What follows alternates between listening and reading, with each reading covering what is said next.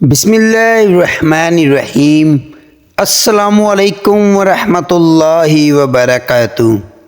محترم ناظرین، اعتکاف کے مسائل کیا ہیں؟ مرد اعتکاف کیسے کریں؟ عورتیں اعتکاف کیسے کریں؟ اعتکاف کرنے کے 10 بڑے فوائد اور بے شمار فضائل کیا ہیں؟ نبی کریم صلی اللہ علیہ وسلم کیسے اعتکاف فرماتے تھے؟ یہ تمام باتیں اس ویڈیو میں بیان کی جائیں گی۔ آپ سے درخواست ہے کہ اس ویڈیو کو آخر تک ضرور دیکھیے گا۔ محترم ناظرین، اللہ تبارک و تعالیٰ کا خاص کرم ہے کہ اس نے ہمیں رمضان المبارک جیسے بابرکت مہینے کی نعمت سے نوازا ہے۔ اس ماہ مبارک کی خاص بات یہ ہے کہ اس کا ہر لمحہ اللہ تبارک و تعالیٰ کی بے شمار رحمتیں حاصل کرنے کا سبب ہے۔ اس مہینے میں دن ہو یا رات، صبح ہو یا شام، جب بھی انسان اللہ تبارک و تعالیٰ کی رحمتیں سمیٹنا چاہے سمیٹ سکتا ہے۔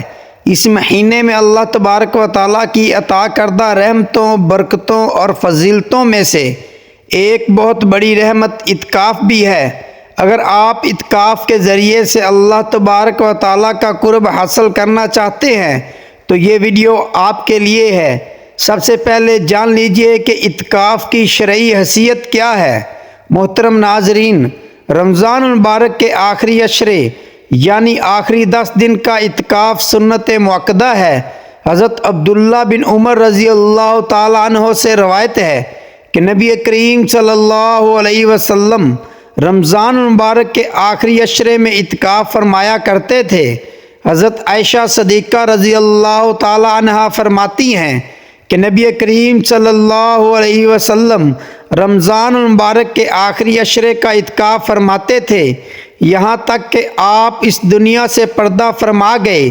اسی طرح ایک روایت کے مطابق نبی کریم صلی اللہ علیہ وسلم نے فرمایا، رمضان المبارک کے آخری 10 دنوں کا اعتکاف 2 حج اور 2 عمرے کرنے کے برابر ہے۔ مدینہ منورہ ہجرت فرمانے کے بعد رسول اللہ صلی اللہ علیہ وسلم سے ہر سال رمضان المبارک کے آخری عشرے کا اعتکاف کرنا ثابت ہے، جبکہ ایک مرتبہ آپ صلی اللہ علیہ وسلم نے رمضان المبارک کے پورے مہینے کا اعتکاف کیا، اور اس کی وجہ یہ تھی کہ شب قدر کو تلاش کرنا چاہتے تھے۔ اس کے علاوہ عام طور سے ہر رمضان کے آخری عشرے کا ہی اعتکاف فرماتے تھے، تاہم سن 8 ہجری میں کیونکہ فتح مکہ کی وجہ سے آپ صلی اللہ علیہ وسلم نے اعتکاف نہیں کیا، کیونکہ فتح مکہ کا واقعہ رمضان مبارک میں پیش آیا تھا، لہٰذا وفات سے پہلے سال آپ صلی اللہ علیہ وسلم نے رمضان مبارک میں 20 دن اعتکاف فرمایا۔ بیان کی گئی حدیث اور رسول اللہ صلی اللہ علیہ وسلم کی مبارک سنت سے یہ بات واضح ہو جاتی ہے کہ دین اسلام میں اعتکاف کی کتنی زیادہ اہمیت ہے۔ اعتکاف کرنے کے بے شمار فائدے ہیں، ان میں سے 10 فائدے یہ ہیں۔ نمبر 1، اعتکاف کرنے والے کے لیے شب قدر کی تلاش اور اسے پا لینا زیادہ آسان ہو جاتا ہے، اور شب قدر ایک ایسی رات ہے جو 1000 مہینے سے زیادہ افضل ہے، اور اس کا پا لینا ایک مسلمان کے لیے سب سے بڑی خوش قسمتی کا باعث ہے۔ نمبر 2، تہجد کی عادت۔ جب ایک انسان اعتکاف کرتا ہے تو اس کے لیے شب بیداری اور تہجد پڑھنا آسان ہو جاتا ہے اور اس کی عادت بن جاتی ہے۔ نمبر 3، اللہ تبارک و تعالیٰ کے گھروں یعنی مسجد سے محبت پیدا ہوتی ہے، اور اعتکاف کرنے والے کا دل مسجد جانے سے خوش ہونے لگتا ہے، اور یہ بات روز محشر اللہ تبارک و تعالیٰ کے عرش کا سایہ پا لینے کا سبب ہے۔ نمبر 4، اللہ تبارک و تعالیٰ کے ذکر سے انسیت اور محبت پیدا ہوتی ہے۔ نمبر 5، خلوت اور تنہائی کے مواقع نصیب ہوتے ہیں، جن میں خطاؤں سے ندامت کے ساتھ ساتھ اللہ تبارک و تعالیٰ سے توبہ استغفار کرنے اور آنسو بہانے کے مواقع مل جاتے ہیں۔ نمبر 6، اعتکاف کرنے والا فضول باتوں اور نفسانی خواہشات سے بچا رہتا ہے۔ نمبر 7، جائز دنیاوی امور اور مرغوب چیزیں چھوڑنے کے سبب دنیا سے بے رغبتی اور لا تعلقی پیدا ہوتی ہے۔ نمبر 8، اعتکاف کرنے والے کے دل میں فکر آخرت پیدا ہوتی ہے اور اس کے دل کی اصلاح ہوتی ہے۔ نمبر 9، سنت سمجھ کر اعتکاف کرنے والے کے دل میں سنت رسول صلی اللہ علیہ وسلم سے محبت کے جذبات پیدا ہوتے ہیں۔ نمبر 10، زندگی تبدیل کرنے اور اسے شریعت کے سانچے میں ڈالنے کا جذبہ پروان چڑھتا ہے۔ محترم ناظرین، جیسے یہ اعتکاف عبادت اتنی زیادہ اہمیت و فضیلت والی ہے، ایسے ہی اس کے چند ایک احکام اور پابندیاں بھی ہیں۔ ان احکام کو پورا کیے بغیر اعتکاف کے فائدے حاصل نہیں ہو سکتے۔ آئیں اعتکاف کے متعلق احکامات کے بارے میں جانتے ہیں۔ نمبر 1، رمضان المبارک کے آخری عشرے کا اعتکاف سنت مؤکدہ الکفایہ ہے، یعنی اگر محلے کے کچھ لوگ اس سنت کو ادا کریں تو مسجدوں کا جو حق اہل محلہ پر ہے وہ ادا ہو جائے گا، لیکن اگر مسجد خالی رہی اور کوئی بھی شخص اعتکاف کے لیے نہ بیٹھا تو سب محلے والے گناہ گار ہوں گے۔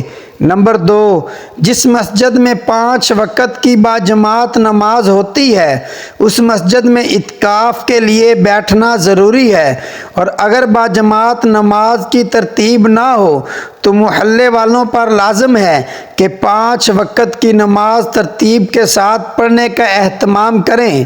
نمبر 3، عورتیں اعتکاف کے لیے گھر کے اندر ہی ایک جگہ مقرر کر کے وہاں اعتکاف کریں تو انہیں مسجد میں اعتکاف بیٹھنے کا ثواب ملے گا۔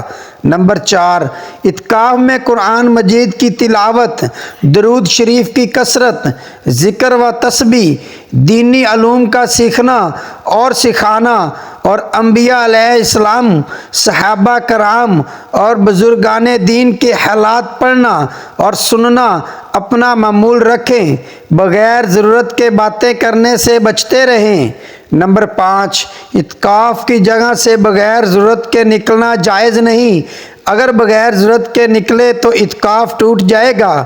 یہاں اعتکاف کی جگہ سے مراد مرد کے لیے مسجد اور خواتین کے لیے گھر کی وہ خاص جگہ یا حجرہ ہے جہاں وہ اعتکاف کی نیت سے بیٹھیں۔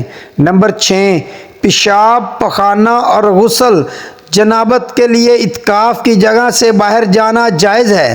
اسی طرح اگر سحری اور افطاری کا سامان لانے والا کوئی اور نہ ہو تو وہ بھی جا کر اپنے گھر سے لانا جائز ہے۔ نمبر 7، جس مسجد میں اعتکاف کی نیت سے بیٹھیں اگر اس مسجد میں جمعے کی نماز نہ ہوتی ہو تو جمعے کی نماز ادا کرنے کے لیے اس علاقے کی جامع مسجد تک جانا بھی درست و جائز ہے، لیکن اس کا طریقہ یہ ہے کہ وہاں صرف اتنے وقت کے لیے ہی جائیں جس میں وہاں جا کر جمعے کی سنتیں پڑھیں اور جماعت میں شامل ہوں اور فوراً واپس اپنی اعتکاف والی مسجد میں آ جائیں۔ بھول سے بھی اپنی اعتکاف والی جگہ سے نکل جانے، یعنی مرد اگر اپنی مسجد سے نکل گیا اور عورت اپنے گھر والی اعتکاف والی جگہ سے باہر نکل گئی تو اعتکاف ٹوٹ جائے گا۔ نمبر 9، اعتکاف کی حالت میں دنیا داری کے کاموں میں مصروف رہنا، مثلا مرد خواتین کا موبائل وغیرہ استعمال کرنا اور خواتین کا اعتکاف کی حالت میں امور خانہ داری مثلا سلائی کڑھائی اور دیگر افعال سر انجام دینا مکروہ تحریمی یعنی حرام کے قریب قریب ہے۔ نمبر 10، اعتکاف کے لیے روزہ شرط ہے۔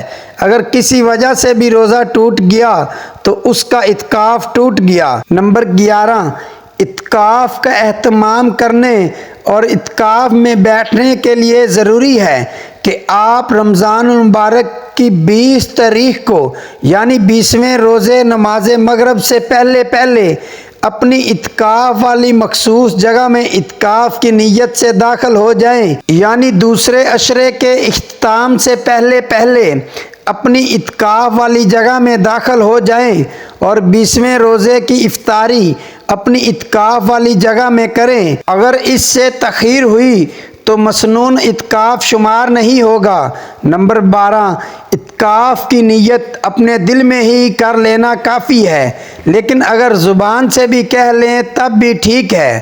نمبر 13، اگر کوئی شخص رمضان کے آخری عشرے میں اعتکاف کی نیت سے بیٹھے اور اس کا اعتکاف کسی عذر کی وجہ سے ٹوٹ جائے تو جس دن کا اعتکاف فاسد ہوا ہو اسی روز کی قضا واجب ہوگی، لیکن اگر رمضان کے چند دن ابھی باقی ہوں تو ان میں وہ قضا کی نیت کر کے ایک دن اور ایک رات کا اعتکاف کر سکتا ہے، ورنہ جب موقع ہو ایک نفلی روزہ رکھ کر اس ایک دن اور ایک رات کے اعتکاف کی قضا کر لے۔